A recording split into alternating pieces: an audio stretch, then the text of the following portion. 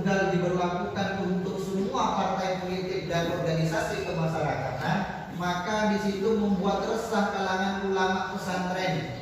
Banyak ulama pesantren itu bertanya-tanya, jangan-jangan Pancasila ini akan dijadikan sebagai agama, ya? Atau jangan-jangan Pancasila ini adalah ingin menggantikan kedudukan agama di dalam negara.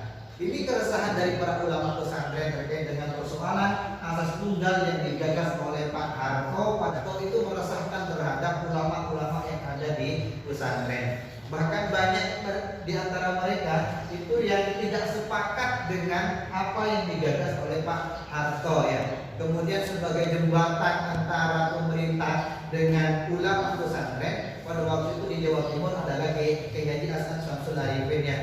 Kiai Haji Hasan Syamsul Arifin juga pertama tidak sepakat dengan diberlakukannya asas tunggal, dan beliau juga termasuk bagian dari yang resah melihat fenomena yang terjadi di tengah-tengah masyarakat dan kenegaraan. Nah, kenapa Pak Harto ingin memberlakukan asas tunggal? Karena mengacu pada Orde Lama sebelum Pak Harto berkuasa. Orde Lama itu kan pada masa Soekarno, ya. Di situ dilihat oleh Pak Harto terjadi banyak bercerai-berai antara kelompok yang satu dengan kelompok yang lain, terutama antara ormas Islam yang satu dengan ormas Islam yang lain, sehingga pembangunan berjalan tidak baik pada waktu itu karena bertentangan antara ideologi yang satu dan ideologi yang lain. Nah, melihat fenomena yang seperti itu, Pak Harto kemudian punya inisiatif untuk memberlakukan asas tunggal di negara ini, yaitu adalah Pancasila. Nah, ketika Pancasila ini ingin diberlakukan sebagai asas untuk seluruh organisasi, baik partai politik maupun organisasi kemasyarakatan, maka banyak di situ yang menolak. Di antaranya juga yang menolak adalah Pak Kiai Haji Hasan Syamsul Arifin. Nah, Kiai Hasan itu menolak, kemudian beliau itu masih melakukan diskusi dengan Gus Dur, ya. Kiai Haji Abdul Rahman Wahid pada waktu itu yang masih menjabat sebagai ketua PBNU.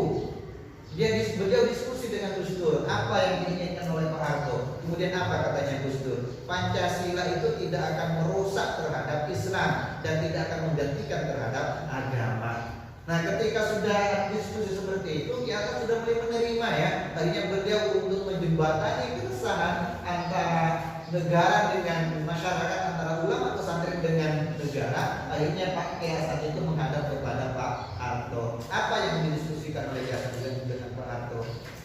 Beliau tanya, Pak Presiden, apakah Pancasila ini dijadikan sebagai agama atau ingin membuang Islam dan yang lain-lain? Kalau ingin membuang Islam atau Pancasila ini dijadikan sebagai agama, maka hubungan kita sampai di sini. Itu tegas, ya. Kalau Pancasila ini dijadikan sebagai agama dan ingin membuang Islam, maka hubungan kita sampai di sini, katanya Jaskan. Itu tegas. Jadi ketika Pak Harto menginginkan Pancasila ini dijadikan sebagai agama atau ingin dijadikan sebagai menggantikan kedudukan agama, maka hubungan antara ulama dengan negara sampai di situ. Itu bahasa yang dikeluarkan oleh Kiai.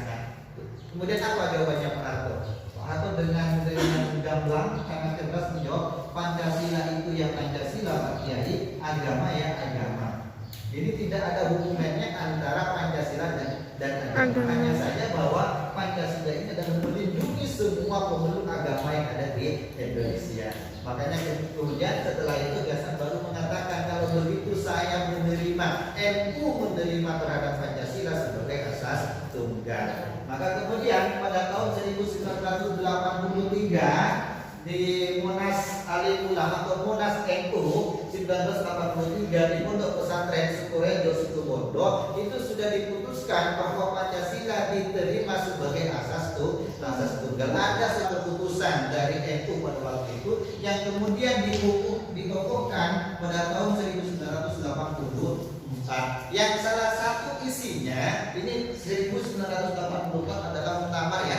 Muktamar NU yang ke-27 di Pondok Pesantren Sukorejo Situbondo, yang di situ pengasuhnya pada waktu itu adalah Kiai Haji Hasan Syamsul Arifin. Nah, pada waktu itu diputuskan kemudian bahwa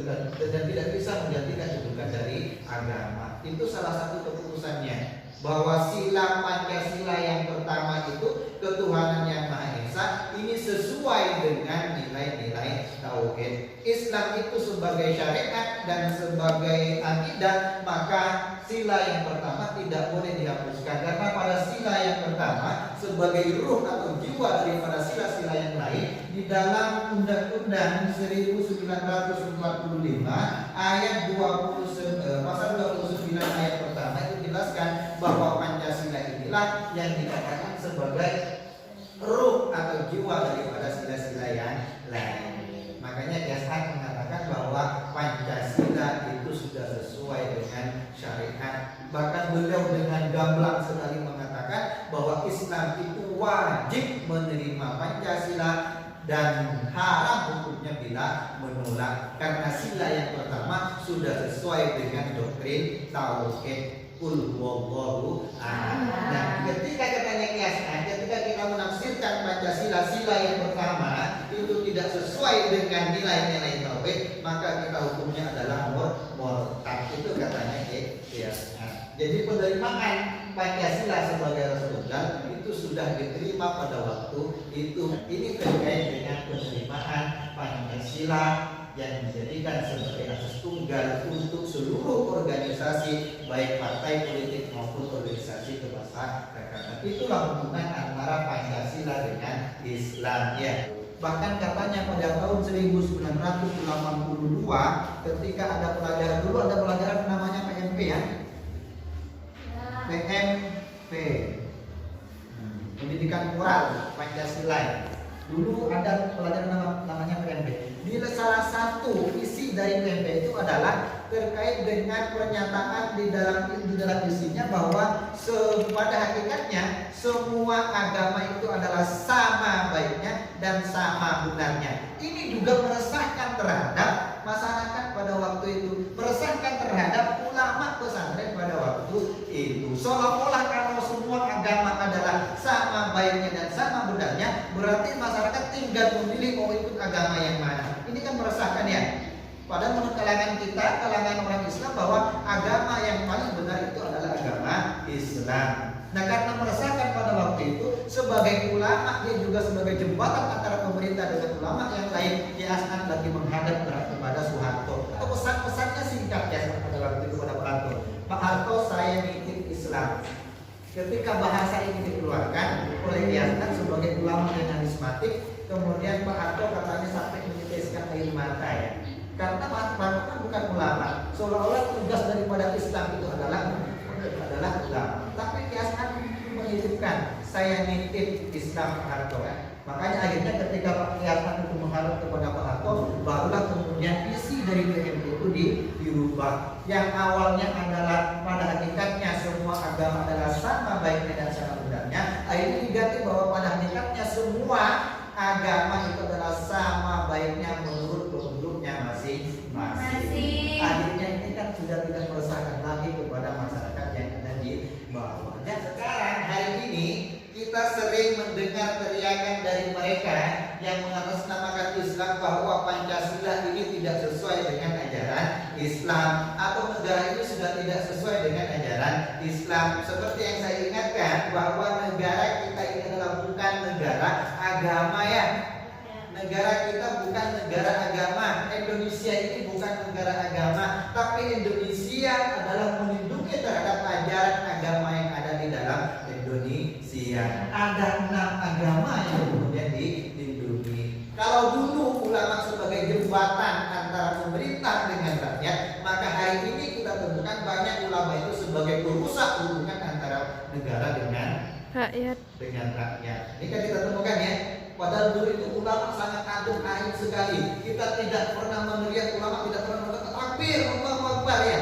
Nah, ketika ada persoalan dalam sebuah negara, harusnya itu adalah bagaimana ulama berperan aktifnya, tidak membuat keresahan dalam sebuah negara, tidak membuat rakyat ini menjadi bingung ya.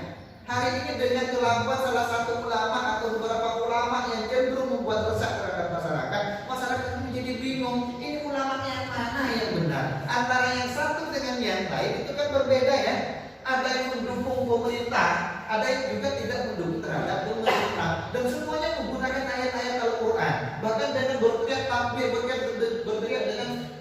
la ilaha illallah ya. Bahkan ada yang menjunjung tinggi bendera kalimat adalah bendera Rasulullah. Katanya begitu ya. Hari ini kita temukan di tengah-tengah masyarakat. Padahal saya yakin mereka belum tentu paham apa yang ada di dalam kalimat la ilaha illallah ya. La ilaha illallah itu bukan hanya dijadikan sebagai bendera, tapi bagaimana itu adalah diamalkan ya. Bukan hanya dijunjung tinggi dengan bendera Allahu Akbar takbir. Ini kan gimana itu? Kita membawa nama Tuhan itu di tengah-tengah demo gitu. Demo yang bagaimana yang mereka kehendaki? Kondisi yang darurat yang seperti apa yang mereka katakan bahwa harus meneriakkan takbir gitu. Kekejaman yang seperti apa yang dilakukan oleh pemerintah? Musuh apakah pemerintah dijadikan sebagai musuh atau tidak? Kenapa pemerintah dijadikan musuh? Padahal adanya pemerintah adalah untuk melindungi kepentingan masyarakat. Bagaimana seandainya tidak ada pemerintah? Bagaimana seandainya misalkan pemerintah itu diperangi oleh mereka? Apa yang akan terjadi? Kehidupan kita tidak akan berjalan dengan baik. Apakah kita bosan bertempat tinggal di Indonesia yang sudah bagi saya adalah merupakan negara yang aman? Bosankah kita hidup dengan aman, bahagia di Indonesia? Kok harus meneriakkan takbir Allahu Akbar untuk merobohkan kepemimpinan yang ada, untuk merobohkan negara yang berasaskan Pancasila? Bosankah kita hidup? Kan itu pertanyaannya. Apakah kita mau seperti Timur Tengah yang sudah pura-pura ada gara-gara mereka adalah selalu meneriakkan takbir Allahu Akbar untuk memisahkan hubungan antara rakyat dengan negara, untuk tidak mengakui kepemimpinan yang sah yang katanya adalah tidak diajarkan di dalam Islam? Apakah ingin seperti mereka yang selalu berteriak Allahu Akbar ketika menyembelih sesama Islamnya, darah halal dengan menggunakan kalimat Allahu Akbar? Kan kita tidak mau seperti itu ya. Kita mengaca pada negara Timur Tengah, kita mengaca pada Afghanistan, kita mengaca pada Irak, pada Suriah dan yang lain-lain. Di sana itu orang meneriakkan Allahu Akbar dijadikan dalil untuk kemudian kita menyembelih sesama muslimnya ketika tidak sejalan dengan akidah yang mereka gunakan. Itu kan ISIS ya. Kemudian terorisme juga berjalan di Afghanistan gitu. Banyak pengeboman yang kita lihat di televisi-televisi itu. Apakah ini seperti itu Indonesia? Ingat bahwa kita negara Indonesia ini adalah negara yang sudah aman. Baldatun thayyibatun wa ghafurun ghafur. Enggak boleh lah kemudian kita merusak itu sebagai ulama ya, membuat demo masyarakat, jadikan aja sebagai jembatan penghubung antara pemerintah dengan rakyat ya. Jangan membuat demo